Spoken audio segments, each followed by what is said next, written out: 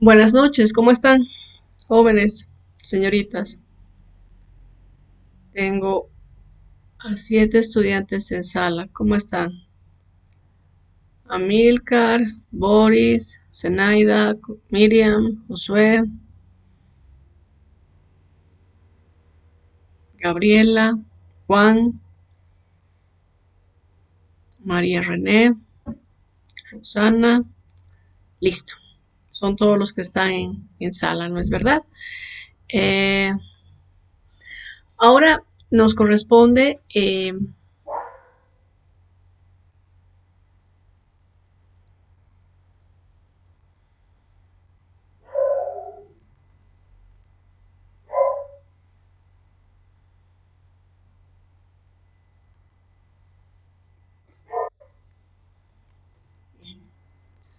buenas noches.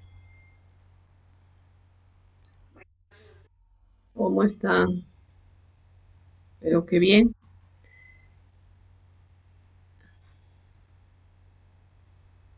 Estoy admitiendo a los estudiantes. Ya, para comenzar.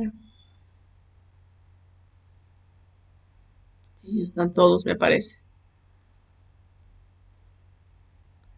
Falta Giselle García. Ya. Eh, Bien. Quería comentarles, revisé las evaluaciones diagnósticas y bueno, hay dos falencias o sí, dos omisiones que tienen muchos de ustedes al no identificar o al no conocer qué es la instancia que el día sábado mencionamos, porque absolví todas las respuestas que les había planteado en esta prueba.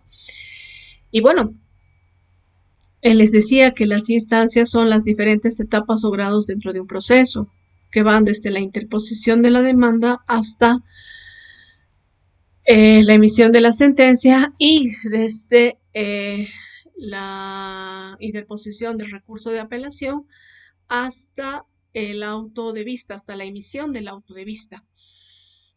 Algunos de ustedes respondieron que, bueno, la instancia es hasta el Tribunal Supremo de Justicia. Y jóvenes, el Tribunal Supremo de Justicia no es una instancia, porque ante estas autoridades llegan los procesos, pues, que llegan los recursos dentro de los procesos simplemente ordinarios. No llegan en todos los trámites, no, en todas las causas, no. Por eso se denomina recurso extraordinario, ¿ya? Extraordinario de casación y o nulidad, porque no todas las causas, reitero, llegan ante estas autoridades. No, solamente lo hacen, sí, solamente se llega ante este tribunal, pues aquellas causas que se tramitan vía proceso ordinario. Las otras causas no llegan. Entonces, ese fue un error que vi en varios de ustedes y algo que me preocupa bastante con respecto a las autoridades judiciales que administran justicia en el área civil. Ustedes me han puesto abogados, me han puesto funcionarios auxiliares de la Administración de Justicia y realmente ese es un error porque, a ver, los auxiliares de la Administración de Justicia no tienen jurisdicción, menos van a tener competencia. No hay, no la tienen. Entonces, eh, es importante de que ustedes identifiquen las autoridades que administran justicia con los funcionarios auxiliares de la Administración de Justicia, que son aspectos totalmente distintos, ¿Quién es la autoridad? Aquella que ejerce jurisdicción, tiene competencia. Los funcionarios auxiliares de la Administración de Justicia no van a poder resolver un conflicto. ¿O en qué momento o ustedes cuándo se han enterado de que el secretario pueda dictar una sentencia, el secretario de un juzgado? No existe esa posibilidad, ¿verdad? No hay. Entonces,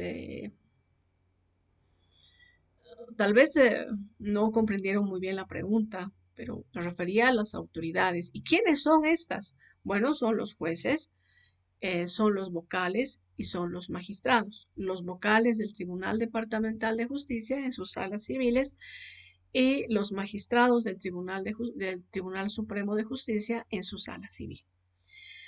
Otra cosa que no pudieron diferenciar y distinguir fue la relación que existe entre jurisdicción y competencia. Me han dado los conceptos, pero no les pedí los conceptos, sino fue la relación que existe. Y también el día sábado les señalaba de que esta relación es del todo y la parte. El todo es la jurisdicción, es decir, todo juez tiene la facultad de administrar justicia, pero no todo juez tiene la competencia para conocer ese asunto. A ver, y esto para hacerlo más práctico, le voy a pedir por favor a Kim Prado, a quien tengo que, si mal no recuerdo, tengo que, eh, eh, bueno, adherirlo al grupo de, buenas noches, al grupo de WhatsApp. A ver, a Kim, ¿qué autoridad es competente para conocer el proceso de despojo?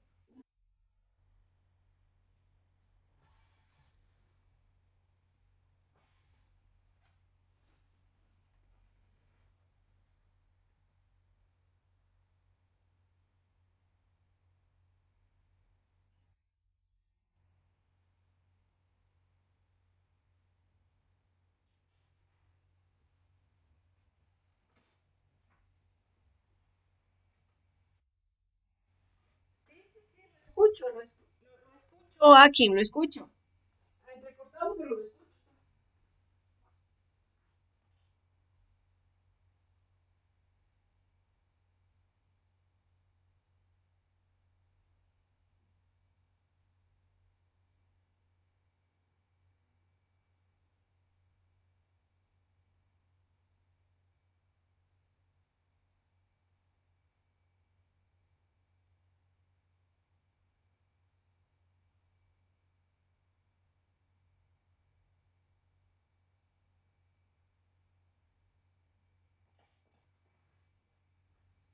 Bueno, parece que Kim tiene algún problema. La misma pregunta a Adeir Romero, por favor, Adeir.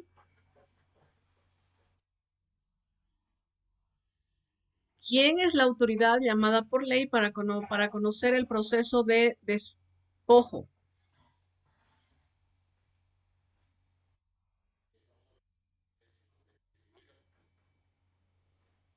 Mm, ya. Según usted,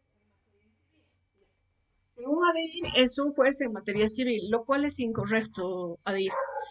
El juez llamado por ley para conocer el proceso de despojo es un juez penal y no es un tribunal, sino es un juez penal, el juez de sentencia, debido a las reglas de competencia y el Código de Procedimiento Penal expresamente señala qué causas va a conocer un tribunal de sentencia bueno, y las demás conoce el juez de sentencia, al menos de acuerdo a las modificaciones que ha introducido la ley 1173. ¿Ya? Fíjense, ¿ya? Todo juez es competente, todo juez, toda autoridad, perdón, toda autoridad tiene jurisdicción. ¿A qué me refiero con que tiene jurisdicción? A que tiene ese poder para administrar justicia. Es una potestad que le confiere el Estado. ¿ya? El Estado a través del órgano judicial para que pueda resolver los conflictos que se susciten, ¿no? Y que lleguen a su despacho. Bien, pero no todo juez va a tener competencia para conocer ese asunto. En el ejemplo que les daba, despojo, el juez llamado por ley es el juez penal, el juez de sentencia. Él es el llamado por ley para conocer. Sigamos ejemplificando, por favor, luego vamos a ingresar a la materia. Amílcar Heredia,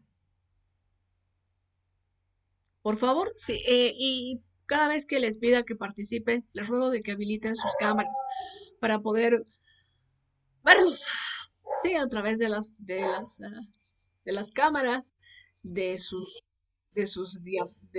dispositivos. Buenas noches, Amílcar. Eh, Amílcar, ¿qué autoridad es competente para resolver el recurso de apelación?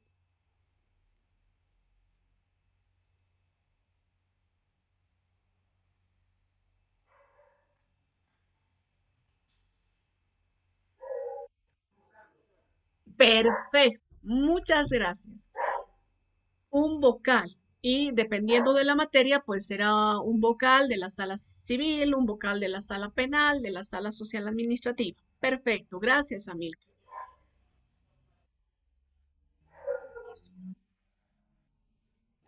Lo remite y tiene plazos, ¿no es verdad? Ya, perfecto, gracias, Amílcar.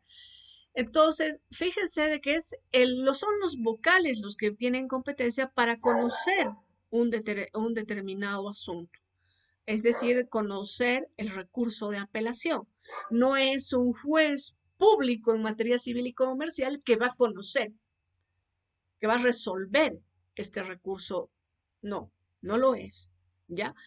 Él no lo puede resolver. Sí va a llegar a su despacho el memorial elaborado, redactado por el abogado para que, bueno, interponiendo el recurso de apelación. Y él, en materia civil, lo que hará es correr en traslado.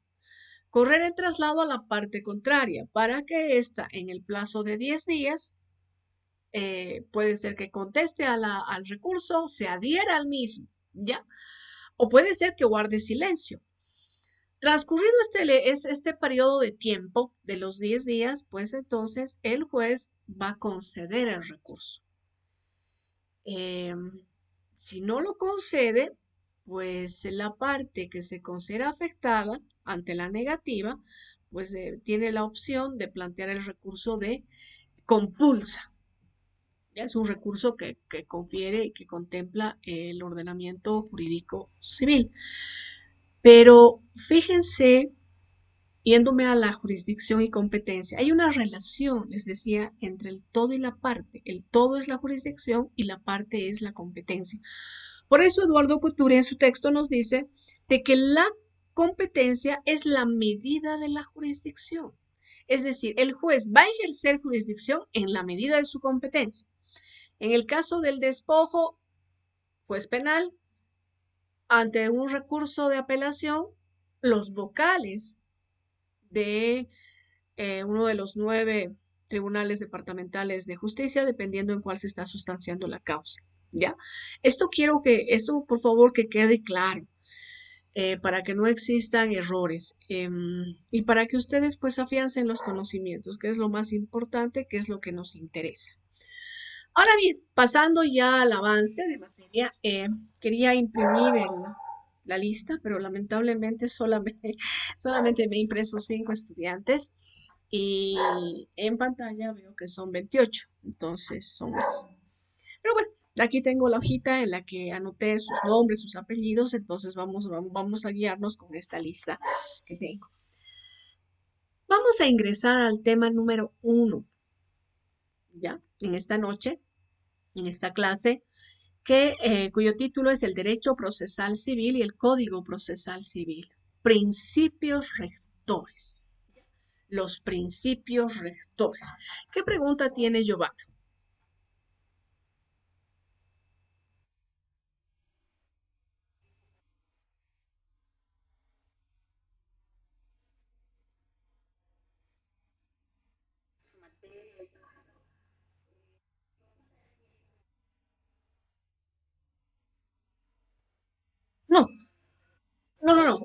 Bueno, he cal- ya, está bien, Giovanna. He calificado, evidentemente, en la mayoría, estoy hablando de un 75%, se ha sacado una nota mayor a los 21 puntos, pero menor a los 50.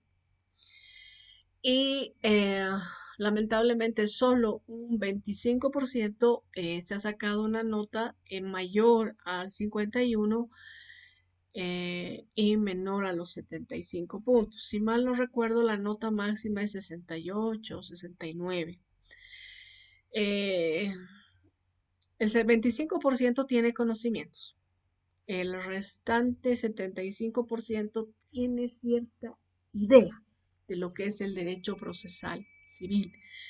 Y bueno, eso no tiene una ponderación, Giovanna. No se preocupen, no va a incidir en su calificación, pero sí es importante de que ustedes pues repasen lo que han visto el semestre pasado. Es necesario. Siempre eh, es importante de que el estudiante pues repase todo lo que ha visto, porque ya ustedes en sexto semestre se habrán percatado de que todo está debidamente concatenado, todo está unido, todo está relacionado. Y más aún la materia de estas materias de procedimiento están estrechamente relacionadas.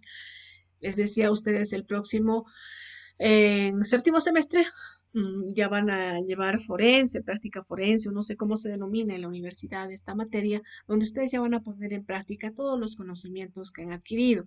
Entonces es por eso de que es necesario de que ustedes repasen, siempre repasen todos los conocimientos que los docentes les puedan transmitir o ustedes puedan adquirir de manera personal. Tiene que quedar en ustedes, no tienen que olvidarse, al menos es muy importante. Más aún, dependiendo de la modalidad que ustedes opten para titularse como abogados, ¿no? Si estamos hablando de un examen de grado, pues dependiendo, pueden entrar todas las materias o puede entrar un área del derecho. Imagínense si entra todas las materias que ustedes han cursado. Eso significa de que tienen que estudiar y necesitan tener una buena memoria para acordarse de todo lo que han avanzado. Um, repasen, ya, repasen, jóvenes, señoritas, por favor. Es importante de que repasen. He visto conceptos idénticos, algunos conceptos me han sacado de Google, me han sacado de alguna página porque me han hablado de que el Consejo de la Magistratura igual tiene la facultad de eh, imponer sanciones a los fiscales. No hay eso, jóvenes, en nuestra normativa, no existe eso. Los fiscales tienen un régimen disciplinario propio y estoy segura de que ustedes van a ver esto, no sé si lo van a ver en este semestre.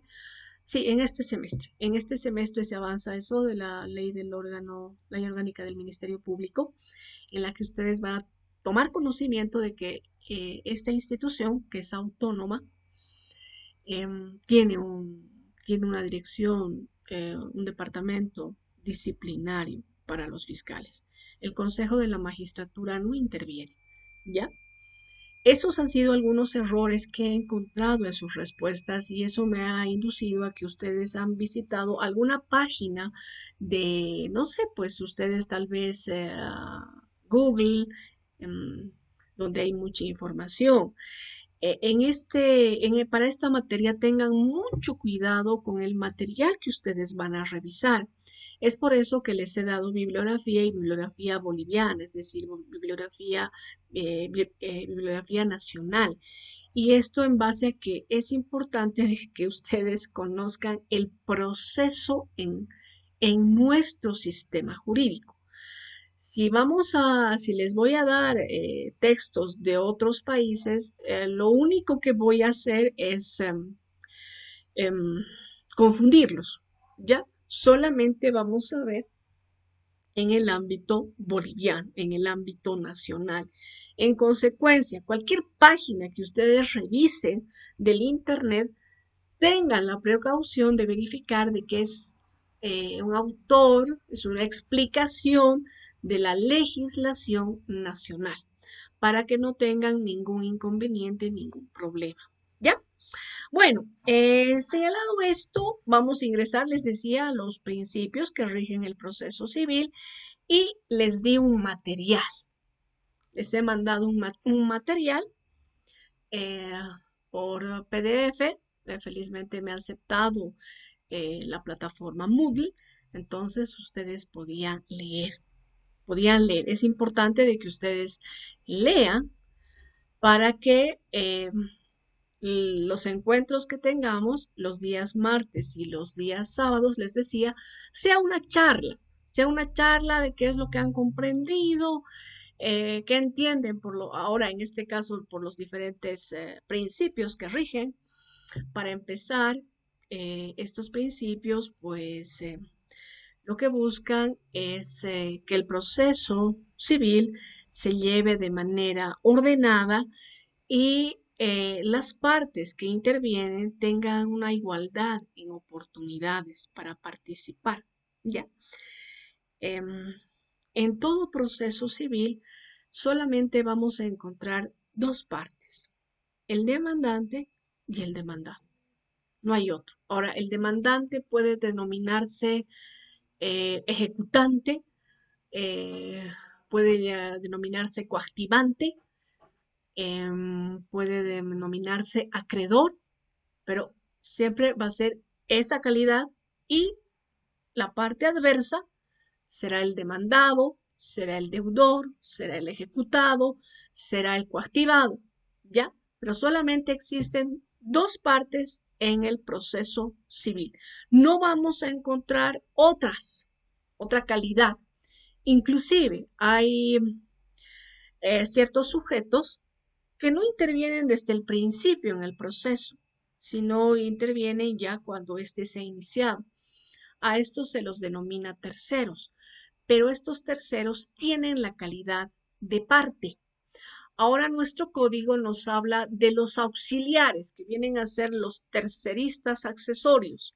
Estos son coadyuvantes y ayudan a la parte, pero siempre vamos a tener parte demandante y parte demandada. ¿Ya? ¿Qué son los principios? Son las directrices, los lineamientos y las orientaciones que debe regir al proceso civil. De acuerdo al avance de la legislación, la normativa reciente, siempre inicia con los principios. Y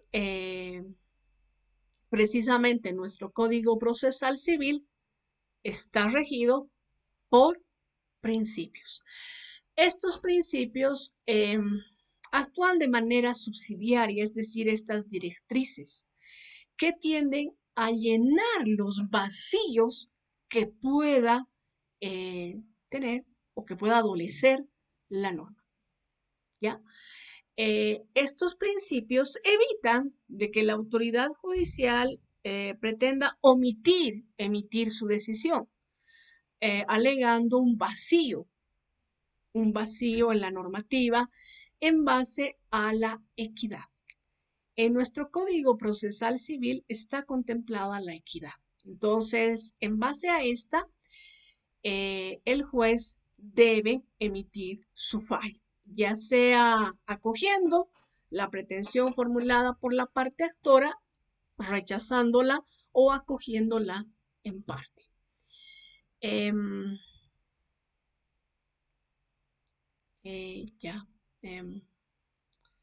pena, Giovanna, lo siento. Mira, vamos a comenzar con los principios. Ya les dije, son estos lineamientos, son estas directrices, son estas orientaciones en las que se rige el proceso civil, en la que debe regirse el proceso civil tiene o la finalidad es cubrir los vacíos que tenga la normativa para que la autoridad judicial se vea capacitada o se vea en la posibilidad de emitir una decisión. Siempre, ¿ya? El primer principio que encontramos en el código es el de oralidad. Eh, por favor, Ángela Guayguasi, ¿en qué consiste este principio de oralidad, Ángela? La escuchamos. Por favor, le rogaría de que habilite su cámara y su micrófono. Buenas noches. Buenas noches.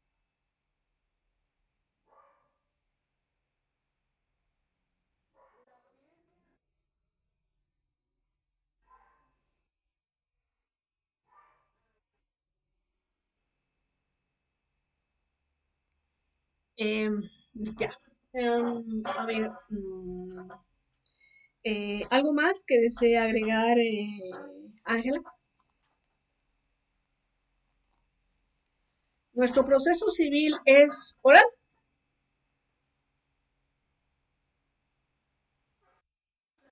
Ya. Gracias, Ángela. En otra le voy a pedir, por favor, de que habilite su cámara. Bueno, esto que nos menciona Ángela, en parte es correcto, en parte. ¿Por qué les digo en parte? Porque nosotros no tenemos un sistema oral puro, ¿ya? En base a la seguridad jurídica con la que deben contar las partes que intervienen en el proceso. Es por eso que nosotros tenemos un sistema mixto o un sistema por audiencias. Se nos habla de un proceso por audiencias, ya que la primera parte del proceso civil, que constituyen los actos postulatorios, son escritos. ¿Y cuáles son estos actos postulatorios? Tenemos la demanda, la contestación, la interposición de recursos y la demanda, contestación, las excepciones y la interposición de recursos son escritos. Esto en base, les decía, a la seguridad jurídica que debe otorgar el sistema jurídico a las partes. Imagínense de que la demanda sea oral y que no hay una constancia. ¿Qué seguridad jurídica va a tener el demandado de que el día de mañana la parte demandante no cambie su petición, no cambie su pretensión? Puede cambiar. De igual manera, los argumentos de defensa que plantee el demandado pueden ser modificados. Es por eso que, reitero, la primera parte del proceso civil, que son los actos postulatorios, se los hace de manera escrita. Por eso se nos dice de que el proceso en materia civil dentro del sistema jurídico boliviano es un sistema mixto o es un proceso por audiencias, ¿ya? Ahora, en este tema de la oralidad, evidentemente es verbal, donde las partes expresan, manifiestan sus argumentos. Y en el texto que les he mencionado, por eso le preguntaba a Ángela si podía señalarnos algo más, hablaba hacía referencia a las desventajas y a las ventajas que tiene esta oralidad. Una de las ventajas es de que se hace rápido, es un proceso mucho más, cuenta con mayor celeridad. Eh, Luego, el juez tiene que estar capacitado y también los abogados. En cambio, el proceso escrito es lento, eh, da paso a la mediocridad tanto del juez como de los abogados, puesto que estos no se preparan. Eh, en consecuencia, esta oralidad a nuestro país ha traído bueno, muchos, pero sí algunos beneficios. ¿Cuáles son estos beneficios? La celeridad dentro del proceso civil. Antes estos trámites duraban 15, 20 años. Ahora con la con la puesta en vigencia de este código, pues ha reducido el plazo de tiempo. No como hubiera querido el legislador, pero sí se han reducido los plazos en los tiempos para la tramitación de estas causas. ¿Ya? Entonces, fíjense de que en este tema de la oralidad obliga a que tanto los abogados como los jueces pues nos capacitemos cada día, nos preparemos cada día. Y esto les digo porque en las audiencias se pueden plantear incidentes, en las audiencias podemos tachar testigos, podemos refutar los argumentos de la parte actora y tenemos que hacerlo en ese momento. No podemos decirle a la autoridad judicial, anunciamos, puede ser que presentemos. No, tenemos que responder a los argumentos formulados por la parte adversa. Eso requiere mayor preparación, al igual que la autoridad judicial. El juez tiene que resolver ese incidente que se presente, que se plantee en audiencia. En consecuencia, debe tener la capacidad eh, profesional para resolver y emitir su fallo. ¿Ya? Eh, este tema de la oralidad también en el texto que les he dado hace referencia a la naturaleza del proceso, dependiendo la naturaleza del proceso. Y se nos dice que hay algunos trámites en materia civil que son puramente escritos. Uno de ellos viene a ser la excusa interpuesta por el juez. La recusación también es escrita a no ser de que la autoridad judicial se considere plenamente competente para conocer la tramitación de la causa. En ese caso, cuando conozca el Tribunal Departamental de Justicia en una de sus salas civiles esta recusación, ahí sí va a haber la opción de la audiencia. Pero si no existiría en la posición de la autoridad judicial que se considera competente, el trámite es meramente escrito. Eso es lo que nos decía el texto. Eh, Luego tenemos el principio de legalidad. Y el principio de legalidad le voy a pedir por favor que nos explique a Boris Paredes. Boris, por favor, tiene la palabra. Le ruego de que habilite su cámara y su micrófono. Lo escuchamos, Boris.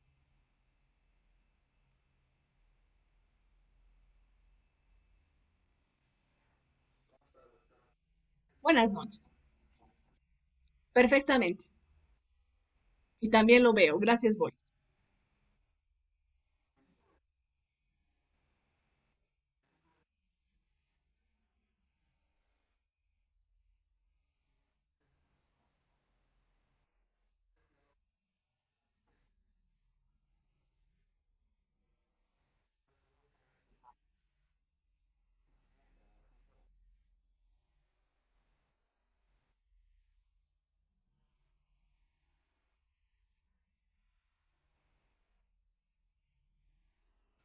Ya,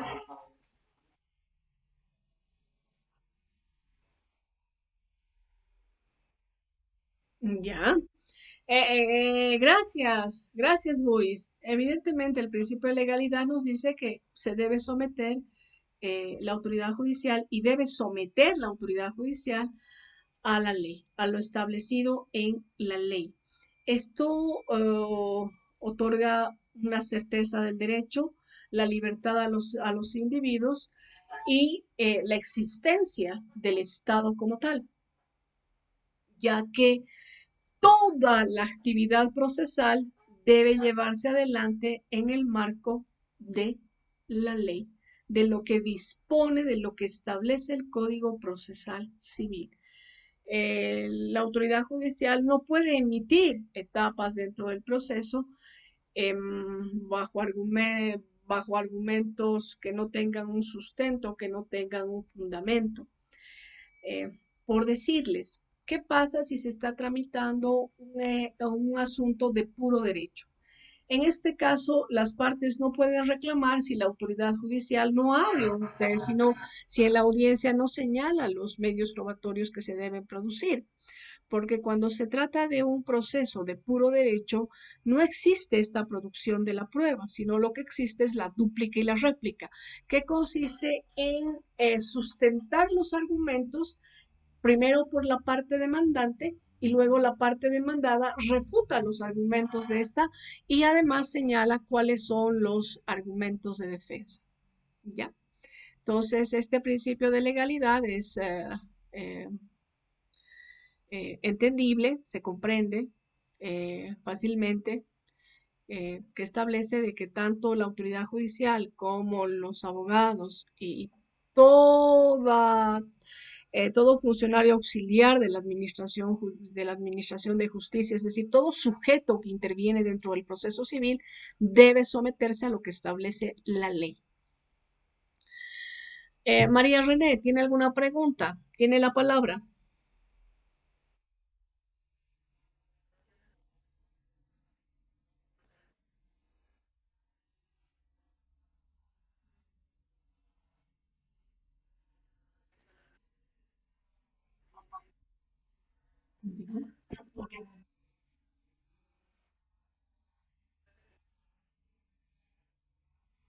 Ya, lo que está bien, gracias María René, va a buscar la equidad y además no tiene que ser un sujeto que sea neutral, no tiene que ser neutral, él tiene que actuar de manera objetiva aplicando la ley, pero como usted bien decía, aplicando la equidad, no la letra muerta de la ley. Bien. Luego tenemos el principio dispositivo. ¿En qué consiste este principio dispositivo? Le consulto a Zenaida Espejo.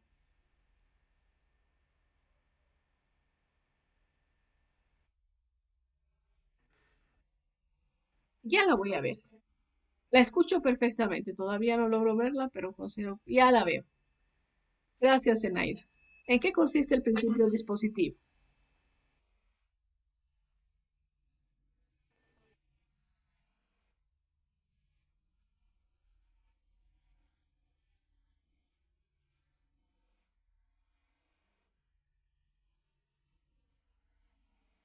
¿Ya? ¿Algo más que pueda señalarnos respecto al principio dispositivo?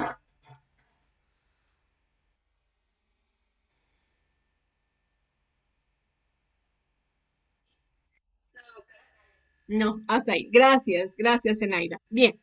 El principio dispositivo consiste básicamente en ese poder de disposición que tienen las partes respecto a la pretensión que alega. Es decir, el Estado no puede obligarle al particular a iniciar un proceso civil en base a este principio dispositivo. Las partes tienen la facultad de plantear el proceso, eh, lo hacen, si no, pues las, eh, las, ah, los efectos eh, negativos van a ser para el particular que no ha iniciado el proceso. Em, este principio de dispositivo, por si acaso en cualquier momento se va a cortar, les voy a mandar nuevamente el URL, ¿ya? Para que otra vez ingresen a la reunión. En este principio dispositivo, les decía, está estrechamente relacionado con el principio con el impulso procesal, ya que las partes está en sus manos que el proceso se cumpla en base a los plazos, de acuerdo a los plazos.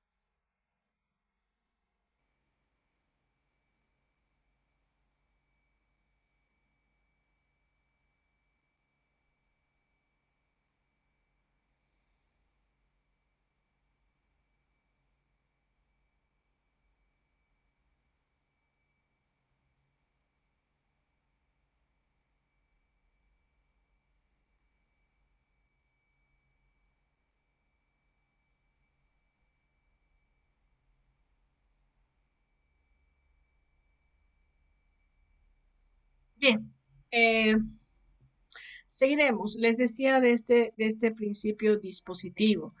Este principio dispositivo consiste básicamente en la facultad que tienen los sujetos de iniciar el proceso civil. Aquel particular eh,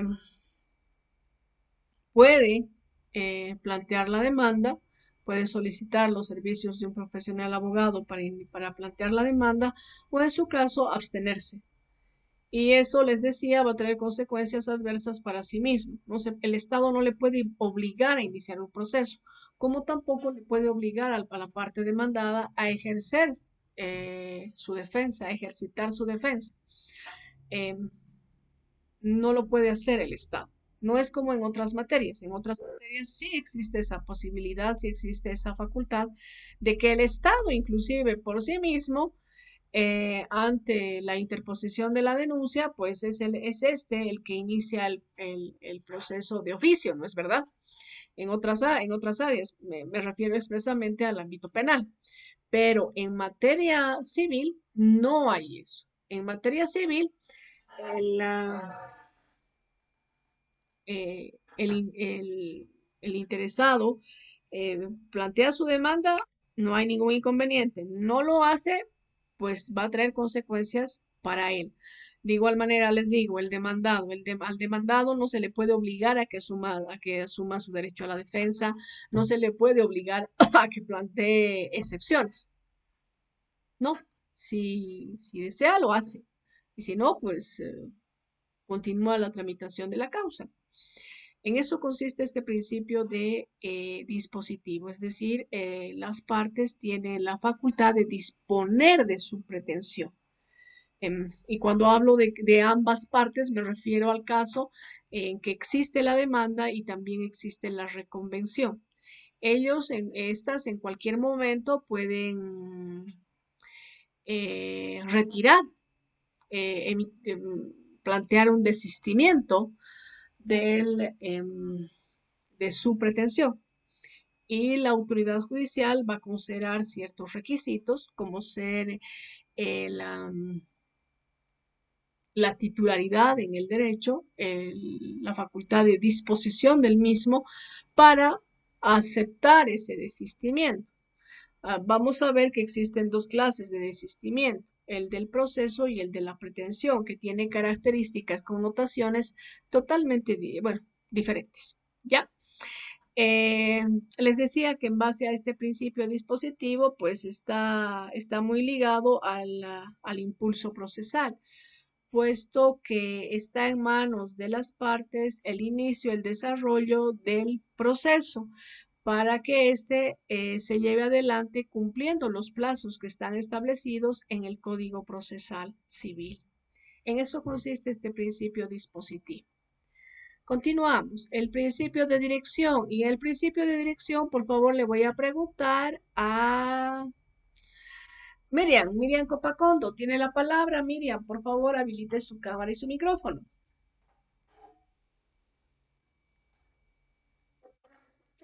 Sí, la escucho. Y la veo. Ahora la veo y la escucho. Tiene la palabra, Miriam, por favor. ¿Qué cons- ¿En qué consiste este principio de dirección?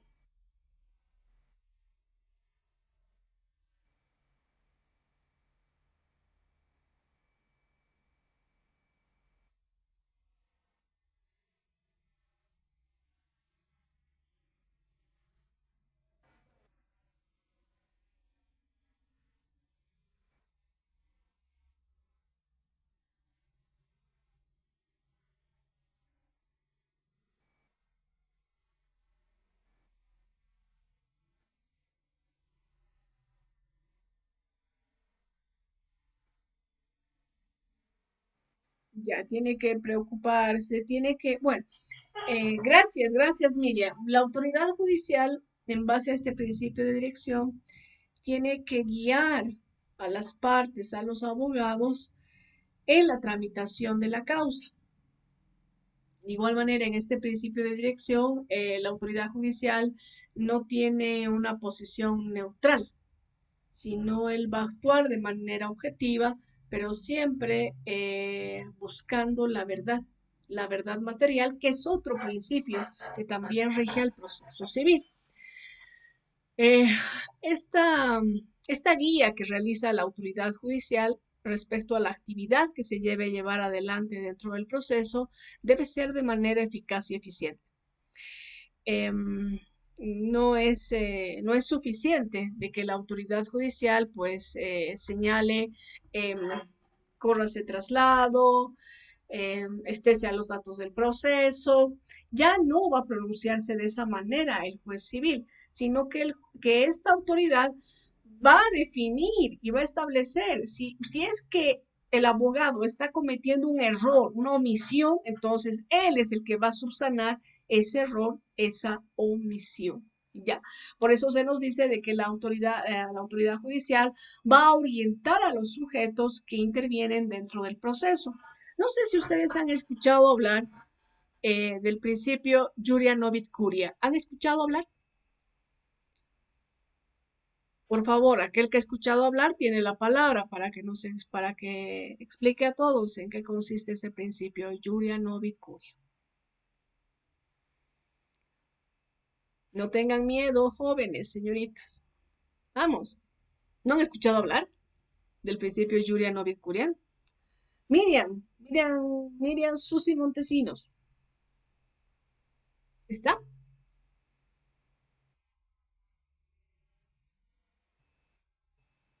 Ya.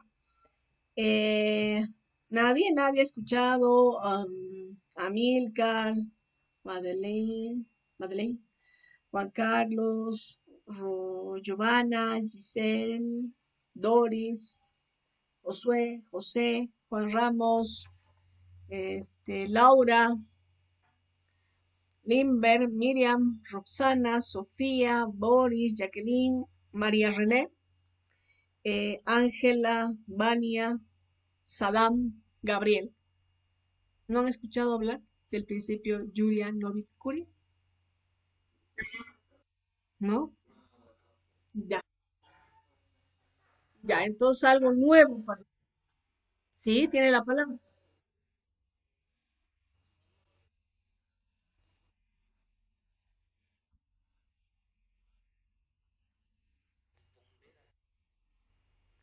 Ya, estamos por buen camino. Ya, está bien. Gabriel es, ¿no? Gabriel es el que me está respondiendo, ¿sí? Aldair, ya, gracias, Aldair. Bueno, evidentemente el principio de Juria Durit Curia significa de que la autoridad judicial es la conocedora del derecho, es decir, el juez es el experto en el derecho.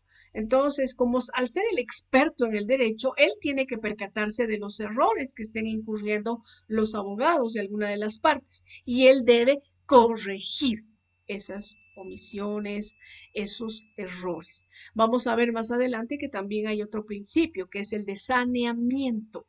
Ya, el de saneamiento, que la autoridad judicial tiende a subsanar los errores procesales que se habrían cometido durante la tramitación del proceso. Lógicamente, respetando el debido proceso y respetando la seguridad jurídica.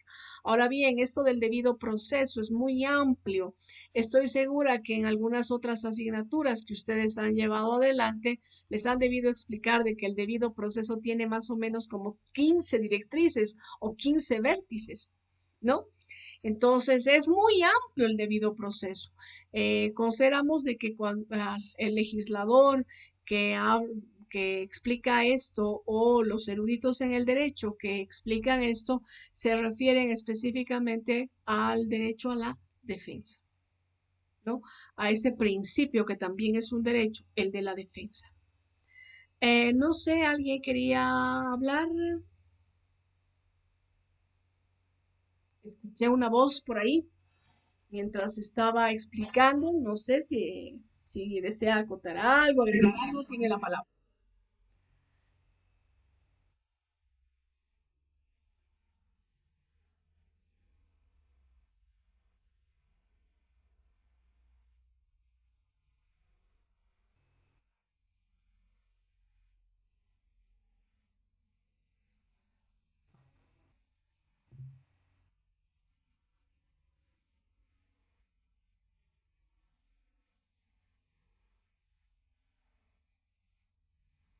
Está bien, muchas gracias, Amilcar.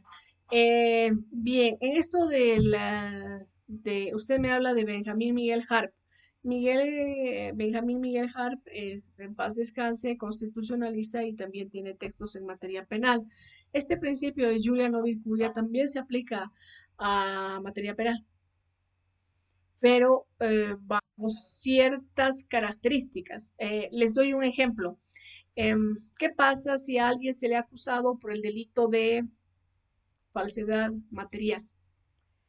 Pero resulta que durante la tramitación del proceso se llega a determinar de que no es falsedad material, sino es falsedad ideológica.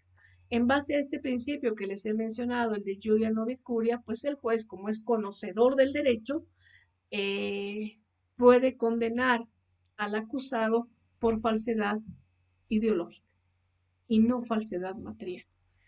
Eh, ¿Cuál es el requisito? Que las figuras delictivas pertenezcan a la misma materia, no a la misma materia, a la misma familia. ¿Esto qué implica? De que la autoridad judicial, si a alguien se le ha acusado por falsedad material, no lo puede condenar por homicidio porque son figuras delictivas que pertenecen a distintas familias. El de falsedad material pertenece a aquellas figuras delictivas que atentan contra la fe pública. En cambio, el homicidio atenta contra la vida. Eso sí, no lo puede hacer el juez. ¿Ya? Y esto espero que les haya quedado claro, pero que cuando les pregunten no me hablen de materia penal. Es importante de que nos centremos en materia civil. Ahora puede ser de que en algunas ocasiones les haga ciertas comparaciones eh, y esto precisamente para que ustedes sepan diferenciar estas dos materias, civil y penal. No, que tiene ciertas similitudes, pero también hay diferencias y estas debemos conocerlas muy bien. Por favor, les voy a pedir que cuando participen habiliten sus cámaras. Quiero verlos, ya, quiero verlos. No sé, quiero conocerlos a través de las cámaras de los dispositivos. Em, por favor, ¿qué pregunta tiene Aldair o qué acotación desea realizar? Buenas noches.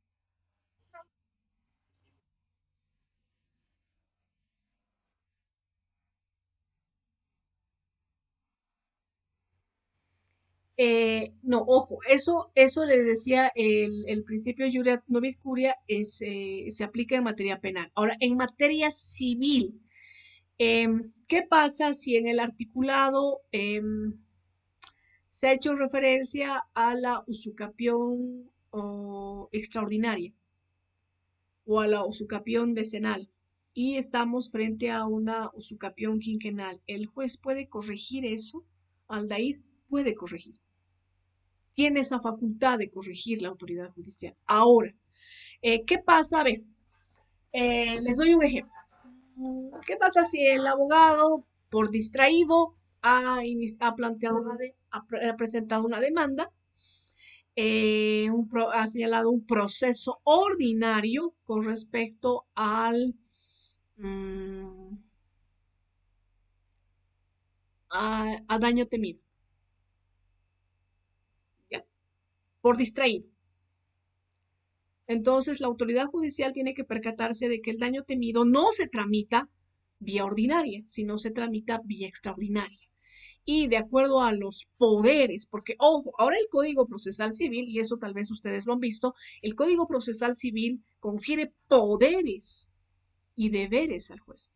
Y dentro de los poderes está precisamente la facultad de corregir los errores que tuviera el abogado, que habría incurrido el profesional abogado. Porque ahora el juez en materia civil, les reitero, no puede señalar estése a los datos del proceso, pida conforme a procedimiento. No, tiene que subsanar eso. ¿Para qué? Para que el proceso siga su curso de manera regular. ¿Ya? Entonces no se llegaría a vulnerar eso al ley. El juez puede corregir eso en base al poder que ahora le confiere la ley. Eh, no sé si... No, de nada. No sé si tienen alguna otra pregunta para que pasemos al siguiente principio, el principio de inmediación. Y para el principio de inmediación le voy a pedir por favor a mm, Gabriel Villa. Por favor, Gabriel, habilite su cámara y su micrófono.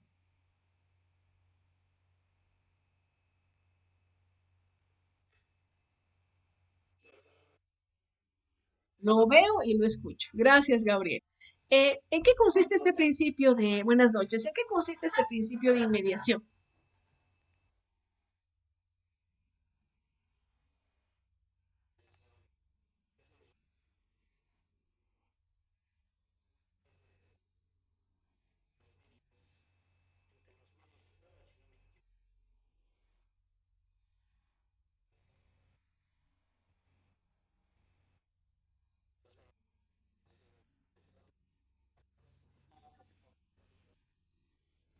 Ya, aspectos, me dice aspectos subjetivos, objetivos, no le escuché.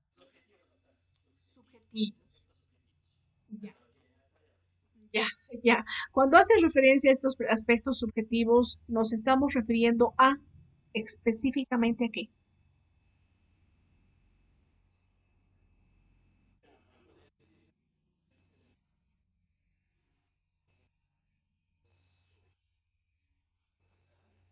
Ya. Este principio de inmediación se nos señala que consiste en el contacto que va a tener el juez con las partes. Gracias, Gabriel.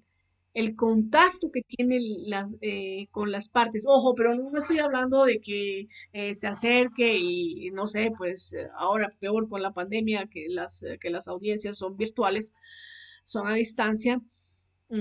Esto no significa de que el juez tenga contacto, reitero, con las partes, que les dé un apretón de manos, que les dé una palmada.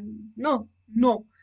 Él, a través de los sentidos, va a percibir la conducta de las partes. ¿Qué pasa si alguna de ellas está faltando a la verdad?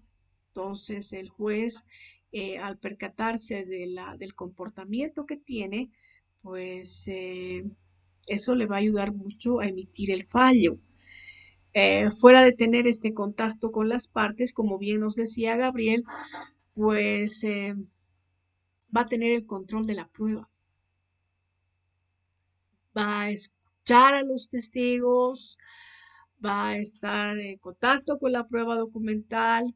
Si es que alguna de las partes habría solicitado la confesión provocada del contrario, pues va a escucharle a esta parte, va a estar en el lugar de los hechos si es que se ha solicitado y es pertinente la inspección judicial, más aún si se ha pedido la reconstrucción, si se ha solicitado el peritaje, entonces el juez va a tener este control de la prueba y va a tener el contacto también con estos medios probatorios. Con esto, la autoridad judicial tiene la proximidad y el conocimiento directo del objeto del proceso. Es decir, mediante estos medios, mediante los medios probatorios que se puedan producir en audiencia, esta visualización con los sujetos procesales le va a ayudar a la autoridad judicial a emitir un fallo y a emitir un fallo que esté pues con apego a la norma, pero también que sea una decisión justa, que evidentemente la autoridad judicial administre justicia. ¿Ya? En eso consiste este principio de inmediación que es muy interesante. Antes no teníamos este principio, era el de mediación, ¿no? Que finalmente la autoridad judicial no tenía el contacto con los sujetos procesales. Entonces, no conocía quizás la mentalidad, el comportamiento que tienen las partes. Miren, el juez de acuerdo a los años de experiencia, se convierte en un psicólogo nato. Y la autoridad judicial puede percatarse cuál de las partes es la que está manifestando la verdad y quién no. Entonces, este principio ayuda mucho a la autoridad reitero, tener conocimiento del objeto del proceso y determinar qué es lo que realmente ha sucedido. Porque inclusive la autoridad se va a percatar si es que el testigo, por decirles, está faltando a la verdad, pese a haber prestado su juramento. Puede faltar a la verdad. Bien, continuamos. Tenemos el principio de concentración y este principio de concentración le voy a preguntar a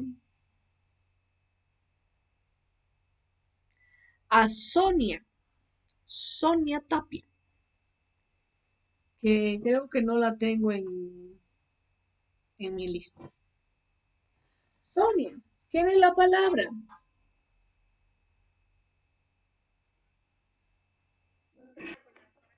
Buenas noches, Sonia.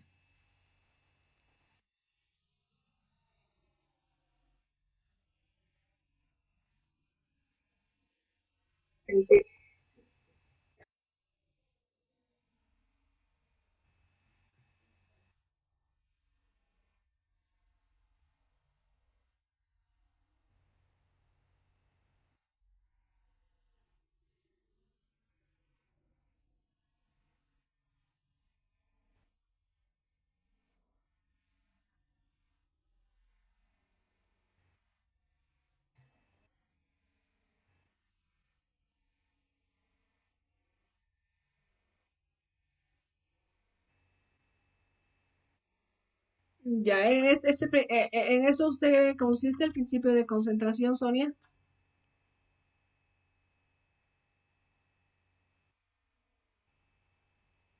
El de concentración.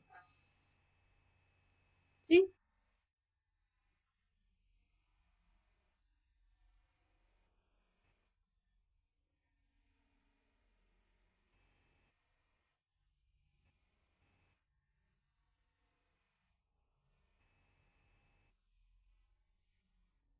Ya, está bien. Gracias, Sonia. Gracias por habilitar también su cámara. Bien, este principio de concentración se nos dice de que la mayor actividad procesal debe llevarse en una audiencia. Y en el texto que les he dado, que es de Jorge Mostajo, mm, nos señala de que se aplica este principio de concentración y nos da un ejemplo. Nos dice que en la audiencia preliminar se realiza una diversidad de actividad procesal en una audiencia. ¿Qué es lo que se hace en la audiencia preliminar? Y me estoy refiriendo al proceso ordinario, que lo vamos a ver. Eh, las partes, el juez da la palabra a las partes para que se ratifiquen en el memorial, en los argumentos del memorial de demanda y en el memorial de contestación. Pueden alegar nuevos hechos siempre y cuando no afecten, no influyan en la naturaleza del proceso, es decir, en la esencia del proceso. Luego, eh, el juez, pues, llama a conciliación a las partes. Si no llegan a conciliar, pues va a recepcionar toda la prueba relacionada a las excepciones que habría planteado la parte demandada. Las recepciona las pruebas, es decir, se producen estas y luego la autoridad judicial debe emitir un auto interlocutorio donde está saneando el proceso, sanea el proceso. Ya. Posterior a esto, la autoridad judicial va a señalar el objeto del proceso, el objeto de la prueba y va a determinar qué medios probatorios se van a producir. ¿Ya? Fíjense que todo esto, toda esta actividad se lleva a cabo en una audiencia. Ahí está el ejemplo del principio de concentración. La mayor cantidad de actos procesales que se lleven adelante en una sola audiencia. Se nos dice que se debe absorber la diversidad de actos procesales en una sola audiencia. Este principio de concentración también hace mención a la actividad probatoria y se nos dice que esta actividad debe llevarse con la mayor agilidad posible. En el código procesal se nos establece de que se pueden ofrecer 5 testigos y se pueden recepcionar las declaraciones de estos 5 testigos. Entonces el juez tiene que hacerlo con la mayor agilidad, la mayor rapidez posible. ¿Ya? En eso consiste este principio de concentración. Luego tenemos el principio de publicidad. ¿Qué nos dice el principio de publicidad? Y le doy la palabra a Madeleine. Madeleine, tiene la palabra. ¿Qué nos dice este principio de publicidad? Buenas noches.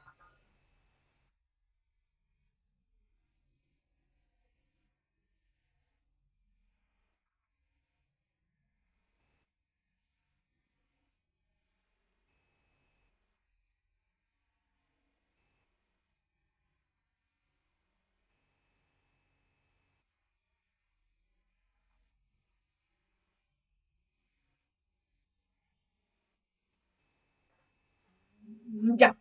A ver, este principio de publicidad lo que hace es difundir la actividad procesal. En base a este principio de publicidad, se nos señala de que la colectividad, es decir, la comunidad, la sociedad, pues controla el comportamiento de los jueces y de los abogados. Por ello, las audiencias deberían llevarse a puertas abiertas y que cualquier ciudadano que tenga interés en escuchar pueda asistir, pueda presenciar la audiencia, salvo en aquellos casos donde expresamente el juez pues dispone la reserva, ¿no? En casos que dañen a la moral, a las buenas costumbres, entonces las audiencias se llevan a puertas cerradas. Caso contrario, tiene que ser a puertas abiertas para que la colectividad, la sociedad en su conjunto, pueda realizar un control, pueda hacer una fiscalización de las funciones que está ejerciendo el juez, el comportamiento que tiene, pero también de los abogados. Si los abogados actúan con probidad, lealtad y veracidad, ¿no?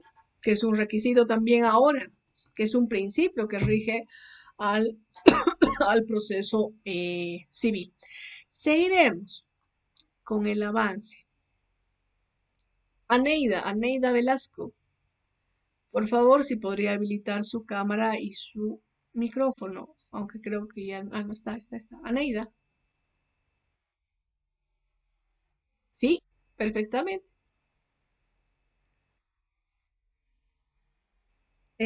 Todavía.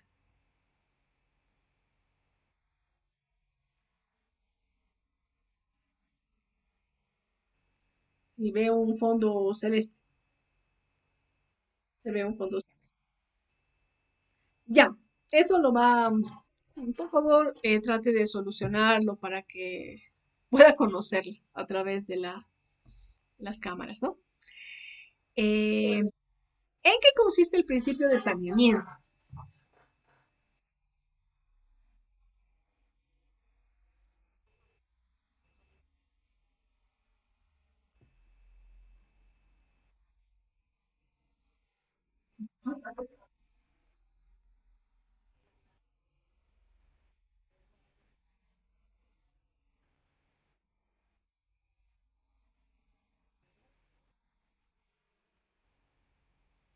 Ya, más que dificultades son defectos, defectos en la tramitación, es decir, en el trámite.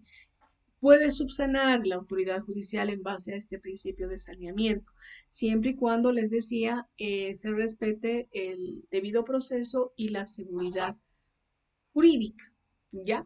Esto con el fin de evitar futuras nulidades, porque este tema de las nulidades causa un grave perjuicio dentro de la Administración de Justicia.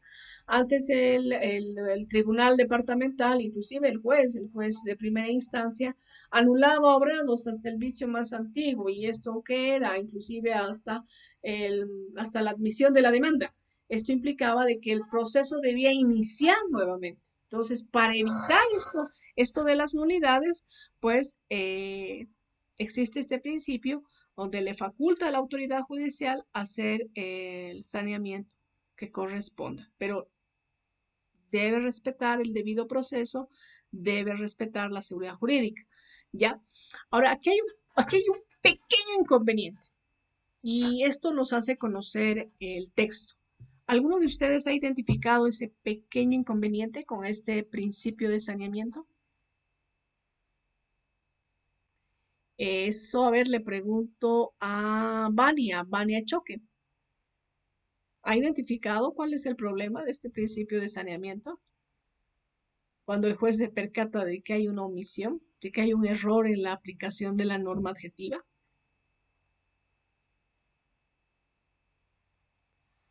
Vania, la escuchamos.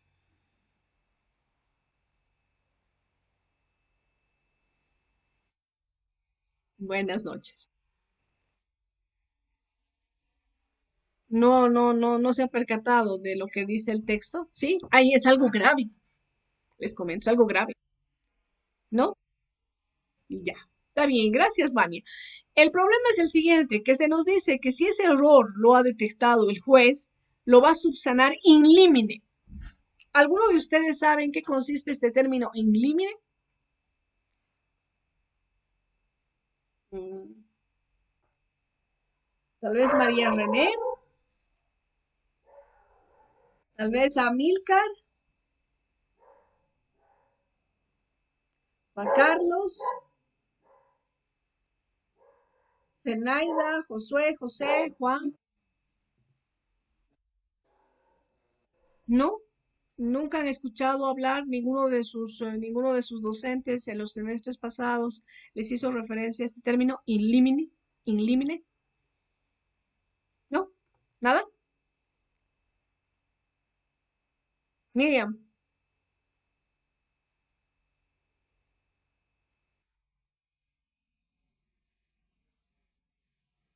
¿ya quién me habla? ¿Amilcar? Ya. ¿Qué ha escuchado Amilcar con respecto al término in limine?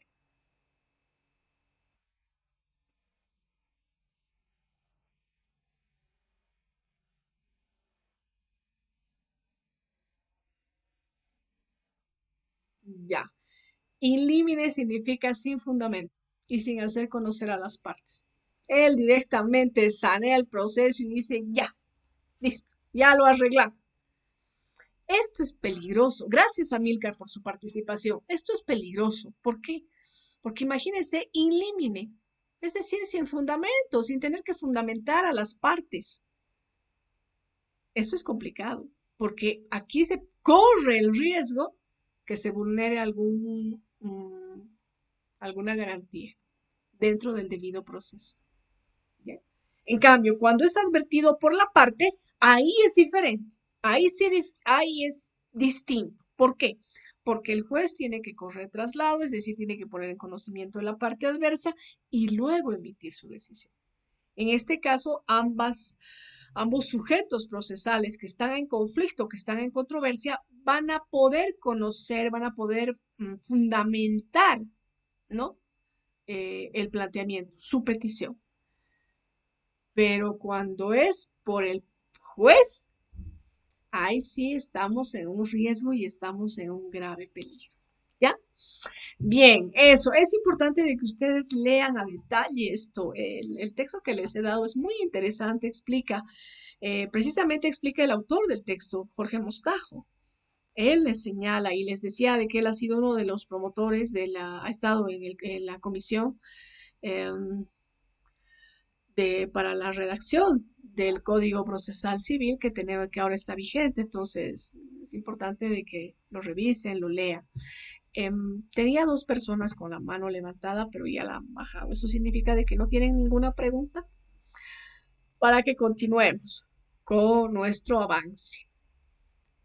Sofía Orozco, por favor.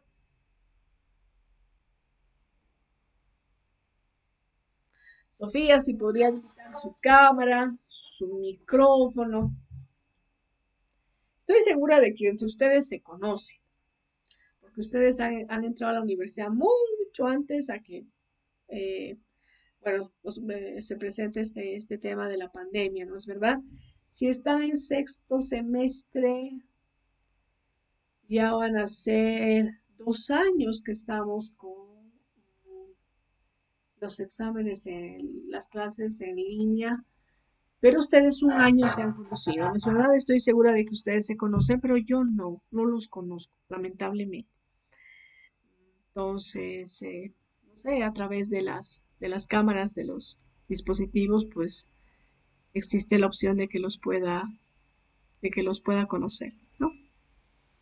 Y cuando nos veamos en no sé, en la universidad o aquellos que realizan prácticas en los tribunales, podemos reconocer y decir, "Ah, no, nada, Sofía no quiere participar. Bien. Samadhi, ojo, y les recuerdo que la participación tiene ponderación de 2 puntitos. Ustedes dirán, pero 2 puntos hacen la diferencia, ¿no? Samadhi, por favor, habilite su cámara y su micrófono.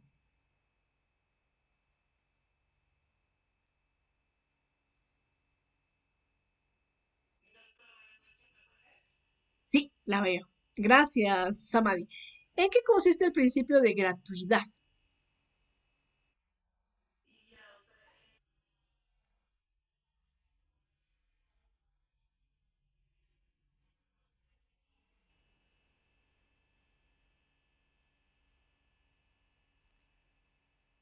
El hecho de, no sé qué pasó con su micrófono, Samadhi, que he dejado de escucharla. No sé si usted me escucha, pero yo no, no la escucho, lamentablemente. Ya, en este principio de gratuidad nos dice evidentemente que eh, el proceso, el proceso civil debería ser gratuito. Esto con el fin de evitar las diferencias que existen entre la gente pudiente, la gente que tiene recursos económicos y aquella que no. ¿Por qué? Porque lamentablemente al que tiene recursos económicos, pues para el que tiene recursos económicos hay justicia, el trámite sigue su curso con normalidad, se cumplen los plazos. En cambio, para la gente de escasos recursos, no.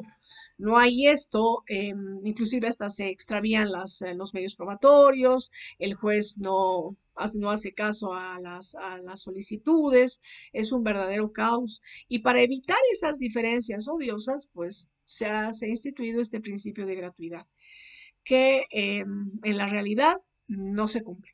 No hay gratuidad. La administración de justicia no es gratis. En primer lugar, porque ustedes van a querer que se les pague, ¿no es verdad? Sus honorarios. Entonces, ahí tenemos el primer punto. Luego, con respecto a a las citaciones, las notificaciones, al oficial de diligencias hay que cancelarle. Se va a cortar en cualquier momento la conexión. Nuevamente les voy a mandar el URL, por favor.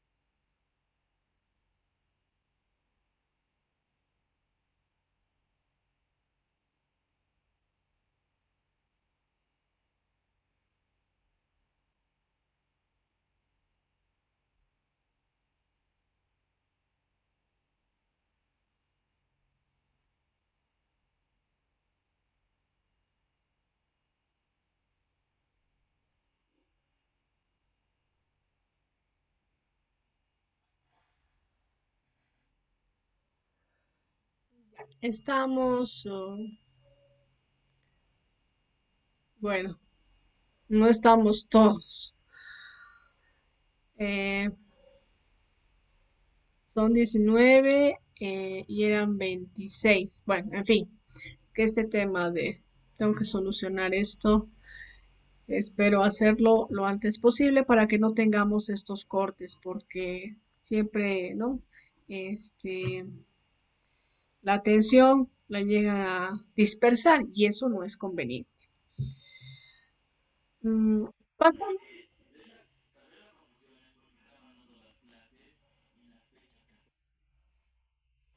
Ah, sí, sí, sí, es que luego lo voy a acomodar. Gracias, Aldeir. Lo voy a acomodar. Lo acomodo después. Pero muchas gracias por la observación. Tal vez es eso. Gracias. Luego lo voy a acomodar. Bueno, eh, eso me quita pues algunos minutos y algunos minutos valiosos. La clase en línea, pues tengo que aprovechar cada segundo que transcurre. Pero estamos avanzando bien, ¿no? El ritmo es bueno. Lo importante es de que ustedes pues conozcan cada uno de estos principios, los puedan identificar, a ver si la próxima clase hacemos un pequeño ejercicio. Bien, continuando. Principio de celeridad. ¿En qué consiste el principio de celeridad? Esto le pregunto a Saddam. Saddam, tiene la palabra.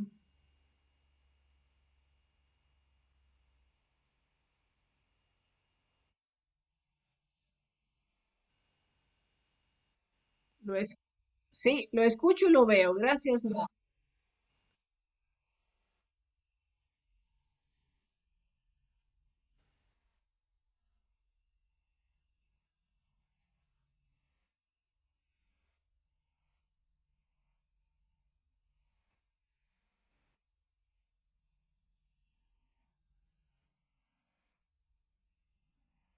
Ya. Gracias, Adam. Evidentemente, el principio de celeridad nos dice de que el proceso debe concluir en los plazos establecidos en la norma, sin incidentes, bueno, sin ningún incidente, que lo único que haga sea dilatar la tramitación de la causa, ya que éste no tiene sustento, no tiene fundamento, ¿no? Eso es lo que nos señala este principio de celeridad. Además, ustedes han debido escuchar aquella justicia que no es pronta, pues ya no es justicia, ¿no es verdad? Entonces, con este principio de celeridad que está relacionado al principio de oralidad, al principio de concentración, pues se nos señala que el trámite civil debe llevarse adelante sin mayor dilación que puedan presentar las partes o que puedan oponer las partes. Esto tiene que ser lo más rápido posible. El proceso civil debe concluir lo más rápido posible. Lógicamente, administrando justicia, cumpliendo dándole la oportunidad a las partes a que puedan plantear sus pretensiones, sustentar las mismas, en la parte demandada ejercer su derecho a la defensa. Pasamos al principio de interculturalidad y esto le voy a preguntar a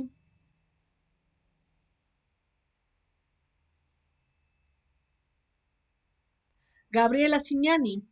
Gabriela, por favor, habilite su cámara y su micrófono.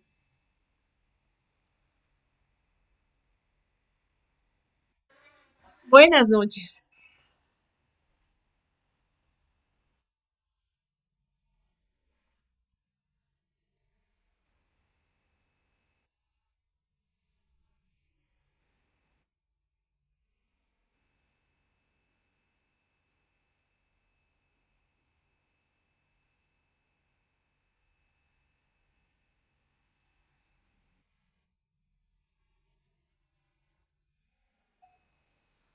¿A la igualdad en qué sentido? Porque tenemos el principio de igualdad procesal. Cuando usted me señala que en este tema de la interculturalidad se trata de velar por la igualdad, ¿a qué se refiere?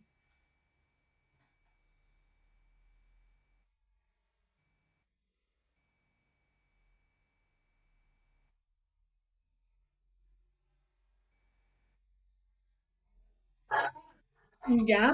¿Y cómo considera de que qué se nos dice con respecto a a este respeto hacia las culturas? ¿Cómo se ejercita? ¿Cómo se cumple?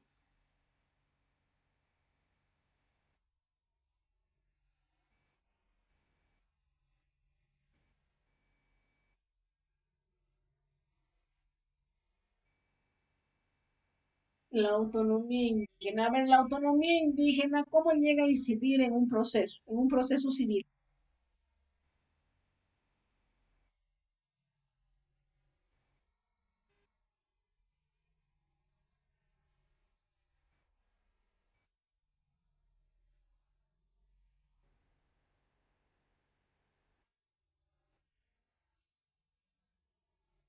Ya está bien, no se preocupe. Eh, muchas gracias por su participación, Gabriela. Em, a ver, este tema de la interculturalidad. La Constitución Política del Estado, en sus primeros artículos, nos señala de que tenemos un Estado em, donde se reconocen cuántas naciones. ¿Se acuerdan cuántas naciones? Correcto, correcto. 36 naciones. Entonces, se debe respetar sus costumbres, sus tradiciones y definitivamente la mentalidad de una persona que vive en la ciudad no es la misma de aquella que vive en el área rural. En consecuencia, la autoridad judicial, cuando toma conocimiento de una persona, bueno, de que una de las partes es originaria de un área rural, eh, no habla el idioma castellano, sino ya bueno, en nuestro departamento sería el aymara, ¿no es verdad? ¿Qué es lo que debe hacer? ¿Cómo va a aplicar, cómo va a respetar este principio de interculturalidad? Designándole un intérprete o a un traductor a esa persona. ¿Ya? ¿Para qué? Uno, respetar este principio de interculturalidad y además hacer posible de que esta persona ejerza su derecho a la defensa. Es decir, que conozca qué es lo que está sucediendo en ese proceso, que no sea ajena a lo que sucede, para que ejercite, reitero, el derecho a la defensa. Esa es una forma de respetar esta interculturalidad. Ustedes decían, son 36 naciones, imagínense la diferencia que existe. Hasta existe la diferencia en cosas básicas, en cosas bastante, no sé, llamarlas eh, muy, eh, muy básicas, ¿ya? Eh, para empezar, en la forma de vestir. ¿Cómo, qué prendas utilizamos los que vivimos en el occidente y qué prendas utilizan los que viven en el oriente? ¿Cuál es el temperamento, el carácter que tienen los del oriente y cuál es el carácter, temperamento que tenemos los del occidente? Imagínense, hay una diferencia, ¿no es cierto? Y no estoy hablando de áreas rurales, no estoy hablando de capitales de departamento. ¿Cómo es el cruceño y cómo es el paceño? O el orureño, el potosino, cómo son? ¿Cómo somos? Diferentes. El paceño, el orureño, el potosino es más retraído, en cambio el oriental es más abierto, ¿no? Entonces, si en las capitales de departamento hay estas diferencias, mm, imagínense las diferencias que existen con las personas que viven en el área rural. Es más acentuado, es mayor. Y qué decir de aquellos que son aymaristas, porque hay gente que es aymarista cerrada, que si uno le habla en el idioma castellano, pues no nos va a entender absolutamente nada, ¿ya? Entonces hay una diferencia, y una diferencia sustancial. Entonces, la autoridad judicial tiene que considerar el entorno de esta persona, la realidad social, económica inclusive, para eh, emitir sus fallos, inclusive hasta en el trato que se le debe dar. ¿Ya? No me estoy refiriendo, no, ojo, con esto no les quiero decir de que sea un trato, a ver, eh, que el juez es un ser superior, el juez es una persona letrada y aquí está administrando justicia para un analfabeto. No, más bien tiene que darle, en primer lugar, es una persona, merece el mayor respeto y segundo, eh, tratarle con consideración, ¿ya? Con consideración, porque tiene limitaciones, pero no limitaciones porque esta persona desee, busque, sino que esa es su realidad. Y el juez tiene que ajustarse a esa realidad, ¿ya? Eso implica esto de la interculturalidad. No se olviden que también está reconocida en nuestra Constitución Política del Estado y en la ley del órgano judicial la de jurisdicción indígena originaria campesina, en la que, bueno, los conflictos en el área rural se resuelven de acuerdo a sus usos y costumbres. Tenemos la ley de deslinde, ¿ya? Y esta ley de deslinde no nos señala de que la jurisdicción ordinaria está por encima de la jurisdicción indígena originaria campesina, todo lo contrario, están en un pie de igualdad. Entonces se debe respetar, ¿ya? Bien, seguiremos. La transparencia es otro principio que rige al proceso civil. ¿Qué nos dice este principio, Giselle García?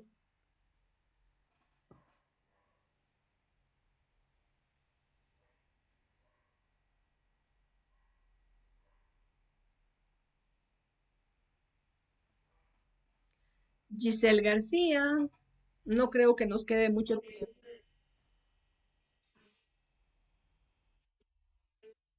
Sí, sí, Giselle, muchas gracias. ¿En qué consiste este principio de transparencia?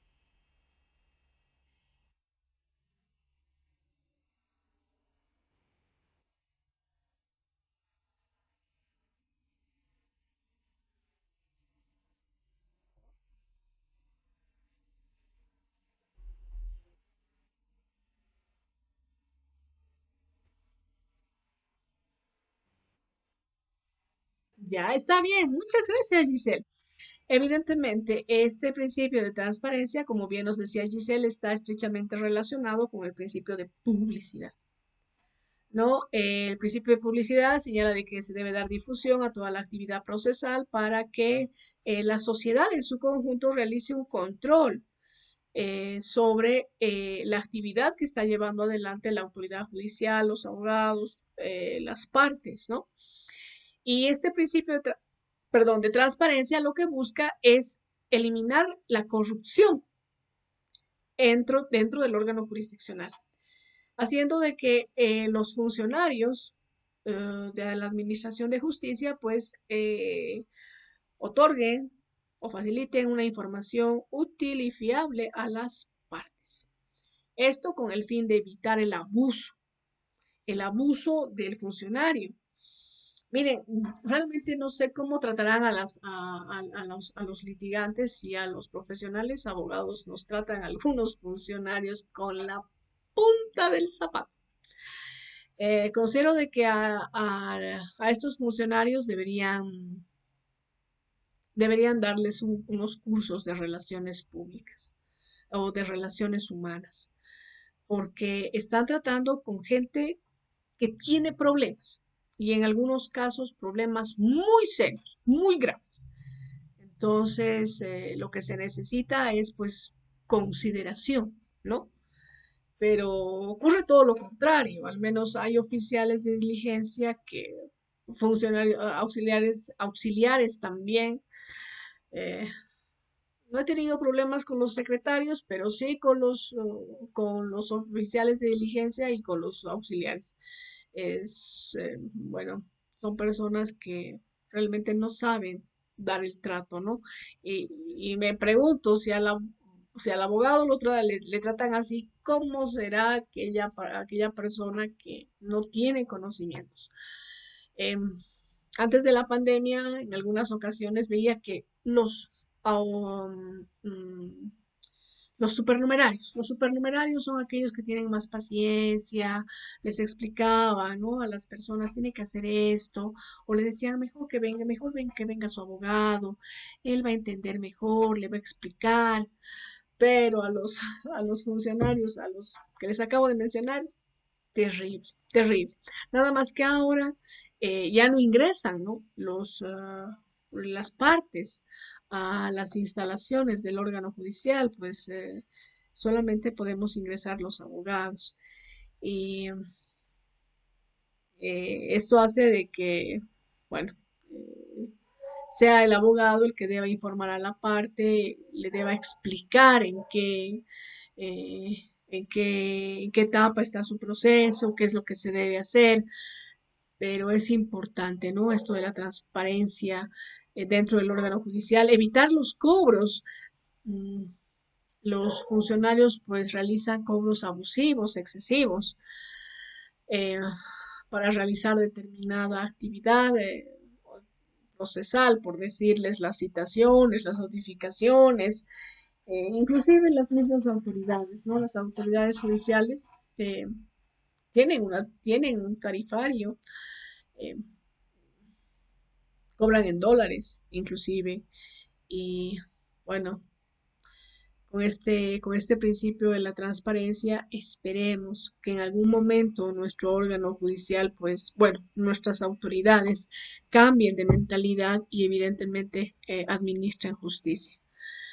Em, Seguimos. ¿Alguien me podría decir qué hora es, por favor? No estoy con el reloj, el celular no está a la mano. ¿Qué hora? ¿Qué hora? Ay, Dios mío, ¿ve? Siempre me paso. Por favor, le voy a pedir a alguien, alguno de ustedes, que cuando ya sea las 10:10, me diga, Lice, ya es hora, no me voy a enojar, ¿ya? Porque es abusivo de mi parte que esté hasta esta hora. Mil disculpas y gracias por señalarme. Miriam está presente, Amilcar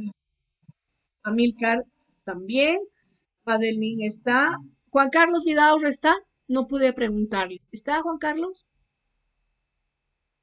¿No está? Giovanna Panoso está, Giselle está, Rocío Kisbert, Rocío Kisbert está, ¿tampoco? Ah, bueno, ya. Zenaida está, Josué Maldonado, ya. José Orellana me pidió permiso. Juan Ramos, Juan Ramos, ya, gracias. Laura Limachi, Limber Luna,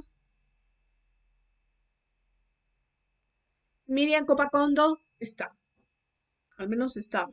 Roxana Quispe, Roxana Quispe. Ya. Sofía Orozco no me ha contestado, pero no sé si está. Creo que entraba y salía. ¿Está? ¿O no?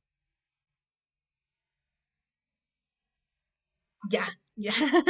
Ya, gracias, gracias, Sofía. Boris Paredes. De acuerdo que estaba, pero a ver. Boris está. Gracias. Jacqueline Solares. Jacqueline Solares.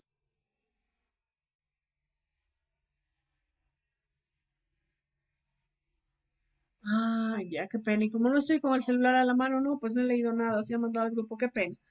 Ya, María René está, Ángela Guayguasi está, Vania Choque también le he preguntado, Sadam está, Gabriel ya está, le he anotado a Sonia Tapia. ¿Alguien falta? Gabriela, su primer día de clase. Ah, ya, ya, pero qué raro, no lo he anotado y debía haberme señalado eso. ¿Alguien más?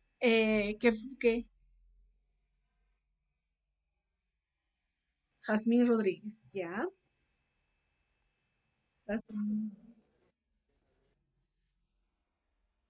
Samadi, ¿no? Sí, a Samadi le he preguntado y mire, no tengo, bueno, es que debe ser el primer día de clases para Samadi. ¿Perdón? ¿Quién? Aldeir, Aldeir Romero. Aldeir es su primer día de clases.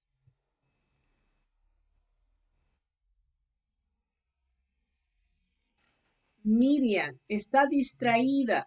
Le dije que estaba presente.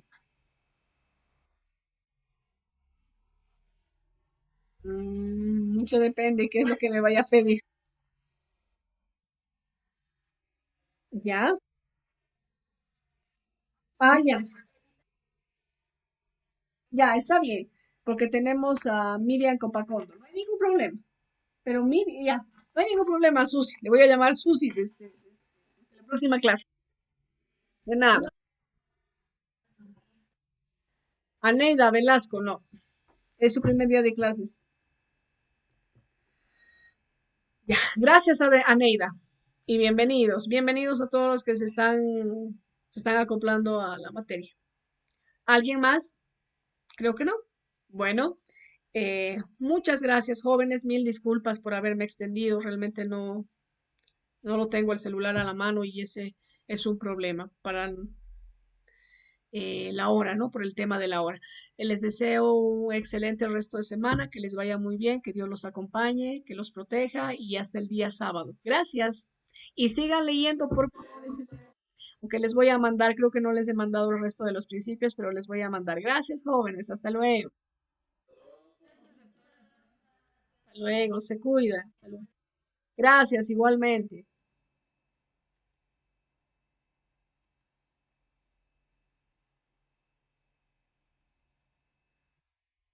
Hasta luego. Buenas noches.